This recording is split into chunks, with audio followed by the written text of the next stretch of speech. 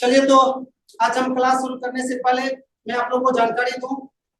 मैं कई महीनों से कंपटीशन का क्लास चला रहे थे जिसमें हम एनसीईआरटी बुक पढ़ाते थे और वह ऑफलाइन क्लास होता था, लेकिन पिछले कुछ दिनों से कुछ दोस्तों छात्रों के अनुरोध पर मैंने ऑनलाइन और ऑफलाइन दोनों क्लास शुरू किए हैं।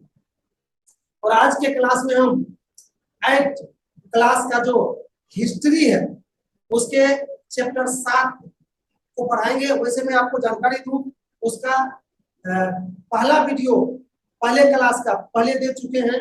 वैसे आगे में इस पूरे चैप्टर को वीडियो 1 वीडियो 2 करके हम देंगे वीडियो, जिसमें से पहला जो वीडियो होगा वो स्टार्टिंग का होगा और लास्ट जो होगा वो अंतिम का होगा। तो आज हम आप लोगों को पढ़ाएंगे मुख्य रूप से 3 पॉइंट। पहला है आपका प्राच्यवाद की परंपरा, और दूसरा होगा भाषाविद, और तीसरा होगा मदरसा। जी हाँ, तो मैं थोड़ा पिछला क्लास को याद दिला दें। हमने पिछले क्लास में चर्चा किए थे कि विदेशी अर्थात अंग्रेज शिक्षा को किस तरह से देखते थे। तो आज सबसे पहले मैं ऑफलाइन क्लास में जो कुछ बच्चे बैठे हुए हैं मेरे क्लास में, मैं उनसे राय लेना चाहता हूं कि आपका क्या सोच है इसमें कि इंग्लैंड शिक्षा को किस तरह से देखते थे। बस 2 लाइन में बताएंगे कोई। जी बताइए, कोई प्रयास कीजिए, क्योंकि मैंने बताया था पिछले क्लास में, इससे काम नहीं चलेगा, बताना पड़ेगा ना। ठीक है, राजा कुमार चाहते हैं कि कुछ बताने की। जी राजा बोलो। नहीं नहीं नहीं, ये तो रहेगा ना तब ना बोलिएगा, इस पर डर होता है। अपने अनुभव के अनुसार बता रहा हूँ। हमारे देश में अंग्रेजों ने 200 वर्षों तक राज किया।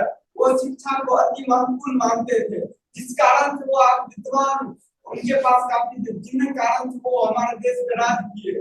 वो विदेश जाके हमारे देश में राज किया और शिक्षा के क्षेत्र में काफी यहाँ की जो शिक्षा व्यवस्था थी उनका अध्ययन करके और उनको आसानी हो गई हमारे देश में राज करने। वो शिक्षा को बहुत ही महत्व देते थे। चलिए, तो राजा ने बिल्कुल ही ये बताया कि इंग्लैंड वालों ने शिक्षा के प्रति कितने सेंसिटिव थे, कितने सक्रिय थे कि यहाँ आए थे शासन करने के लिए, लेकिन यहाँ पर भी उन्होंने शिक्षा को सीखा। इससे स्पष्ट होता है कि अंग्रेज शिक्षा के प्रति काफी सक्रिय थे। तो आज हम इसी क्रम में पहला पॉइंट है मेरा प्राच्यवाद की परंपरा।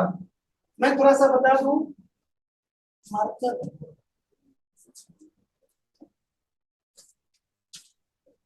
ये सब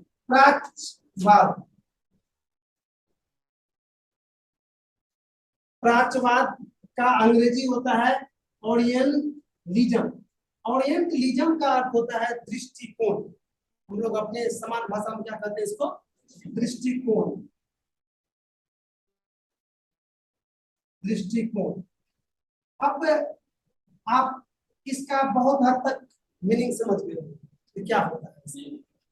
अब आइए हम लोग ये शब्द का जो प्रयोग किया गया है, आपको जो इस चैप्टर में पढ़ने के लिए दिया गया है सब, इस शब्द का, चूंकि हर शब्द का मीनिंग कुछ और होता है, उसका जो उपयोग कहीं पर किया जाता है तो कुछ खास संदर्भ में किया जाता है। तो इस चैप्टर में जो इसका प्रयोग किया गया है, किसके लिए किया गया है, वो हम बताने चाहते हैं। हम आपको बता दें कि यूरोपवासी दुनिया में अपने आप को सर्वश्रेष्ठ समझते हैं। सर्वश्रेष्ठ, चाहे उसकी भाषा हो, चाहे उसके लिबास हो, चाहे उसके संस्कृति हो, सबको अपने आप को सर्वश्रेष्ठ समझते हैं।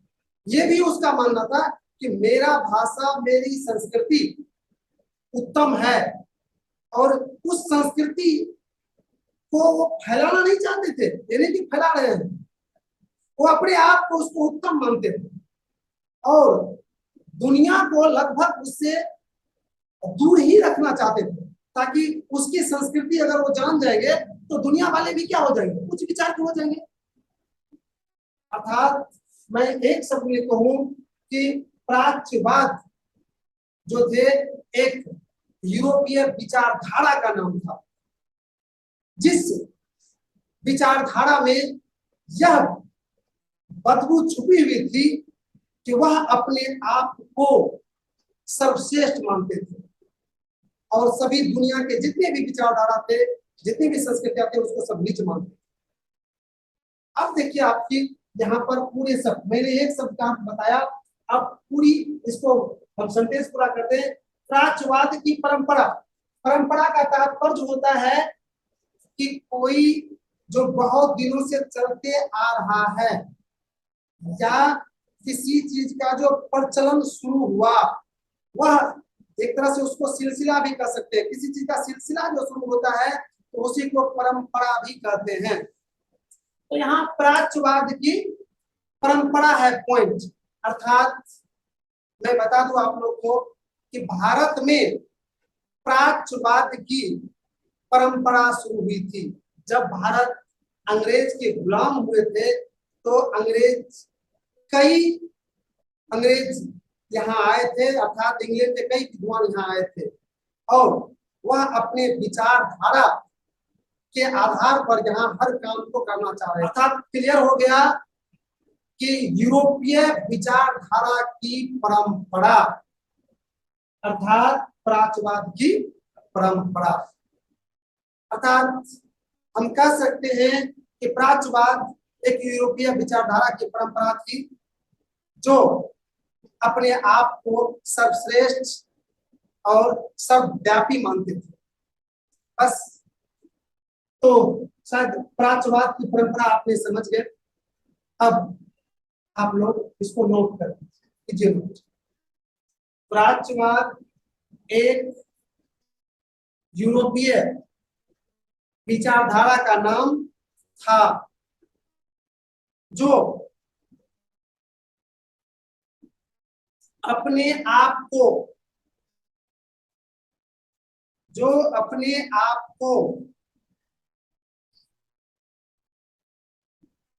सबसे उत्तम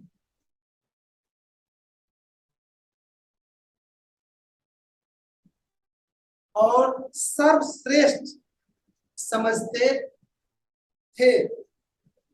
यूरोपीय शक्ति ने दुनिया के कई देशों को अपना गुलाम बनाया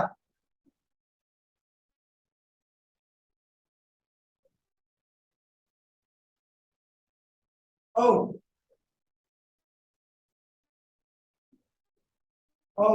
वहां अपनी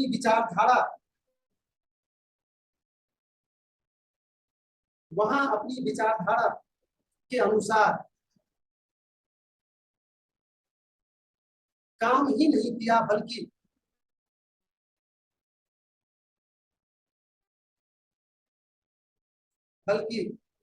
वहां की संस्कृति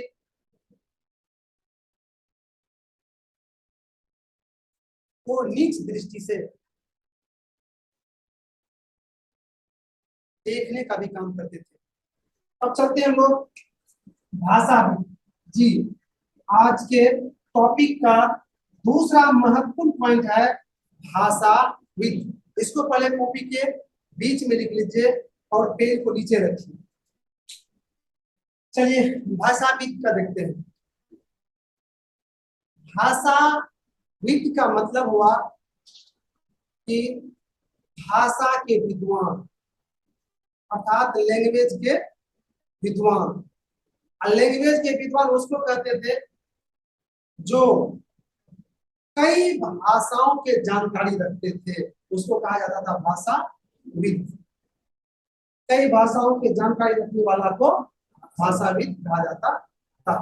तो मैं बता दूं आप लोग को कि यूरोप महादेश के जो विद्वान दूसरे देश गया तो वहां पर अपने बुद्धि विवेक से कई भाषाओं का अध्ययन किया और वह महाभाषाविद कहलाया। मैंने कल बताया था, नाम याद होगा, ये विलियम्स जॉनसन, जोन्स की जॉनसन, विलियम जोन्स ने भारत आए थे कितना ईस्वी में? 1783 ईस्वी। और यहाँ आकर अंग्रेजी फारसी भाषा के साथ साथ संस्कृत और हिंदी का भी उन्होंने जानकारी हासिल किया था।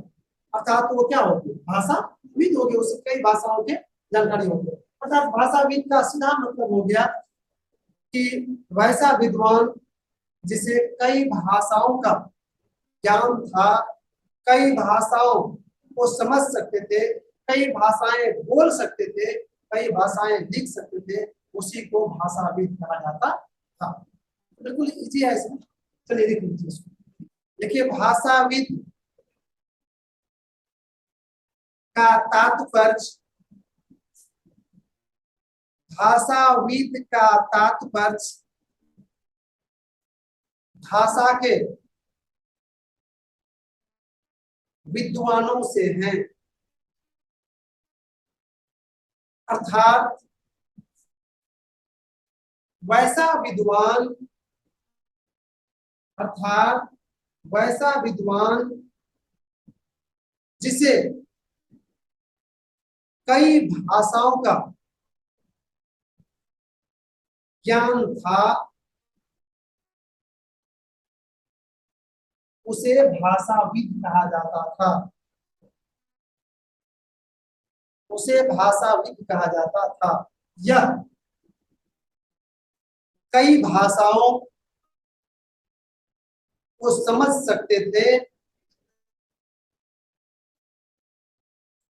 या कई भाषाओं को समझ सकते थे, लिख सकते थे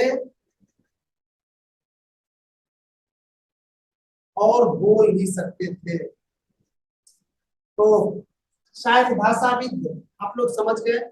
हमको नहीं लगता है कि इसमें कोई दिक्कत होगा आप लोग। अगला पॉइंट बढ़े। अगला है पॉइंट आपका मदरसा। पहले मैं मदरसा बता देता हूँ, फिर ये चैप्टर में मदरसा क्यों दिया गया है पढ़ने के लिए, इसके पीछे भी एक बहुत बड़ा राज्य है, मैं बताऊंगा आगे, समय बचा तो। मदरसा, मदरसा वह शिक्षण संस्थान होता है जहां फारसी, उर्दू के साथ साथ कुरान का गहनता पूर्वक अध्ययन कराया। और भारत में इसकी शुरुआत अंग्रेज ही किया था। भारत में 1781 ईस्वी में कलकत्ता में मदरसा की स्थापना किया था अंग्रेजी। और यह नहीं कि यहाँ के लोगों को उर्दू की या कुरान की ज्ञान दिला देंगे तो महान बन जाएगा, ये नहीं। उसके दिमाग में ये था कि यहाँ की जो किताबें हैं, यहाँ की जो शिक्षा की तरीका है, ये घटिया तरीका है, इसको पढ़ेगा तो इसको कुछ होगा नहीं, इसलिए इसमें उलझा देते हैं ताकि इसमें लगल रहो। और अपना भाषा को, अपनी संस्कृति को, अपनी शिक्षा नीति को यहाँ लागू नहीं करना चाहते थे, ताकि उसको पहले तो बुझिया हो जाता है यहाँ के लोग, इसलिए। और मैं बता दूं, मदरसा के ही तरह बनारस में भी संस्कृत विश्वविद्यालय खोले थे और वहां पर हिंदी का पढ़ाई का बिल्कुल एकदम शुरू करवाया गया था, ताकि भारत के लोगों को यहाँ की इस संस्कृति में उलझा के रखे, दुनिया के विकसित संस्कृति को देखने पढ़ने का मौका नहीं। ये था सोच अंग्रेज का। आज अंग्रेज का कच्चा छीछा खोलेंगे हम पक्का, लेकिन पैंती मेरा इशारा कर रहा है तो उसकी देख लीजिए कितनी सोच है, गंदी सोच है।